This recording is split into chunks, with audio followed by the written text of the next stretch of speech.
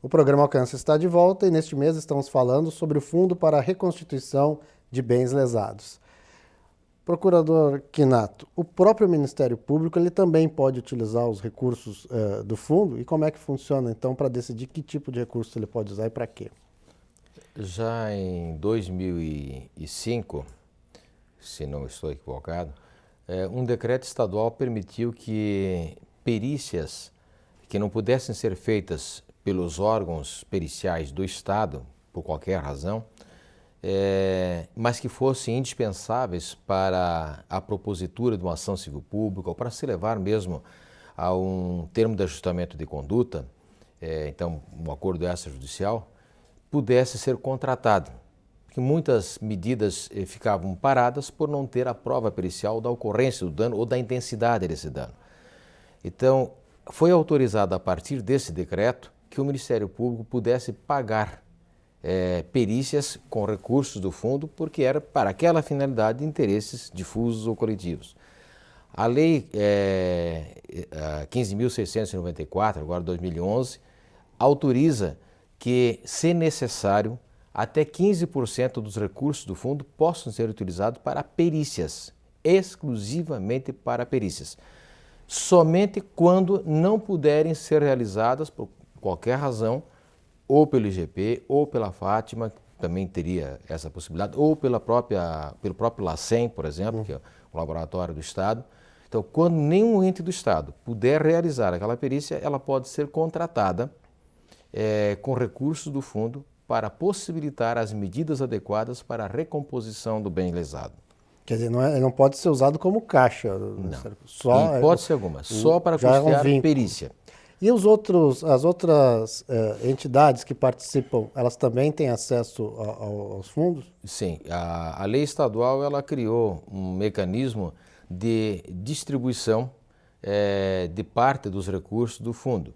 Era comum, nos termos de ajustamento de conduta, promotores de justiça destinarem algum recurso ou algum bem para este ou aquele órgão que colabora na fiscalização e no trabalho, enfim, de proteção aos bens lesados de que cuida a lei.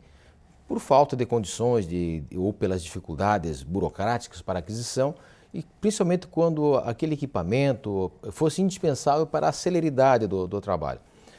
Bom, a lei, para evitar que esses recursos pudessem ser destinados daqui para lá, ou de forma um pouco inadvertida, trouxe todos para o fundo. Do fundo, então, esses recursos podem ser utilizados em até 10% para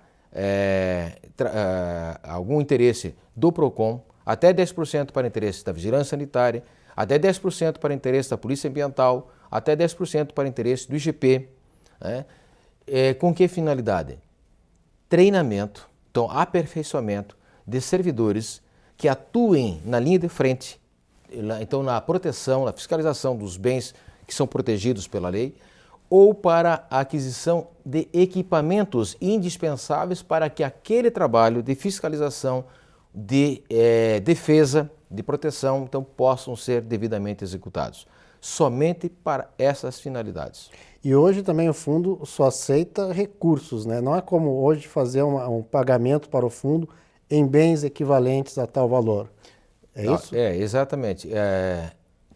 O que a lei estadual prevê é que indenizações a bens lesados.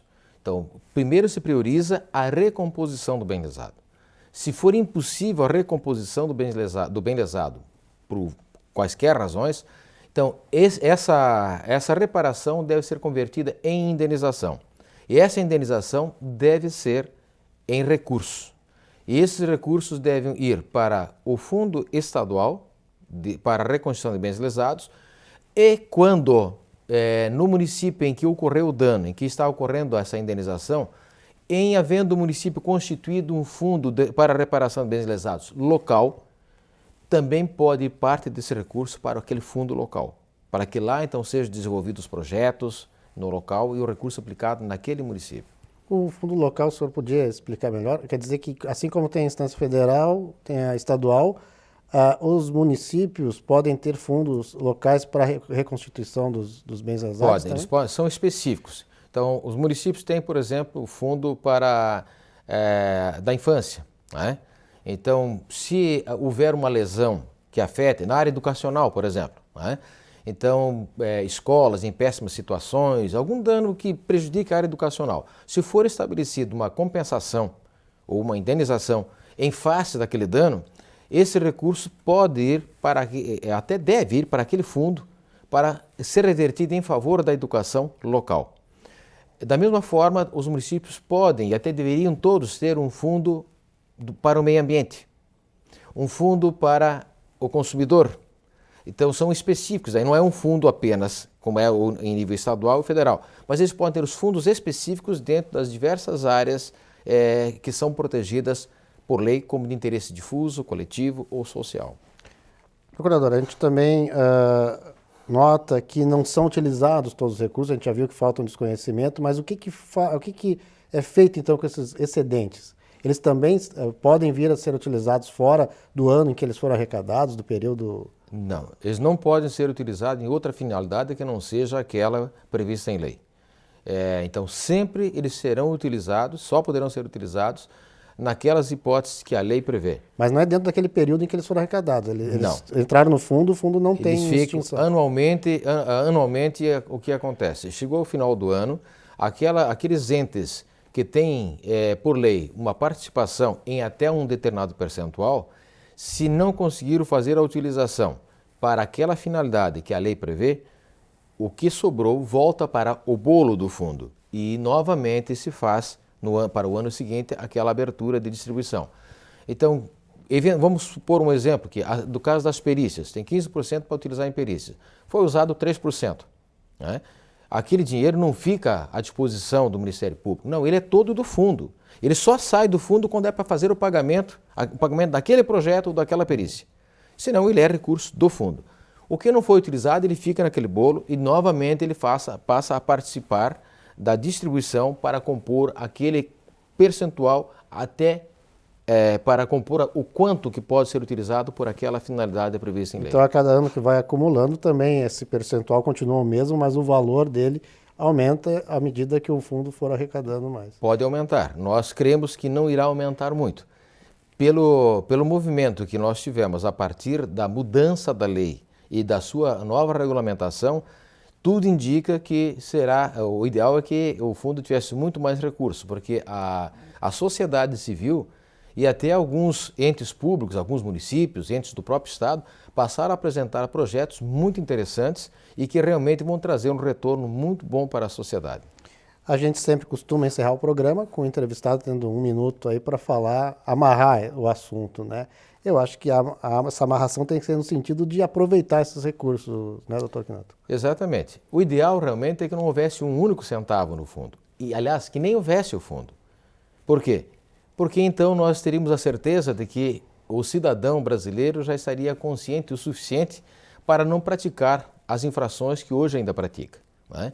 Infelizmente, como nós ainda estamos envoltos a uma criação de cultura nova no nosso país, é uma cultura ambiental, consumerista, de cidadania, de sociedade.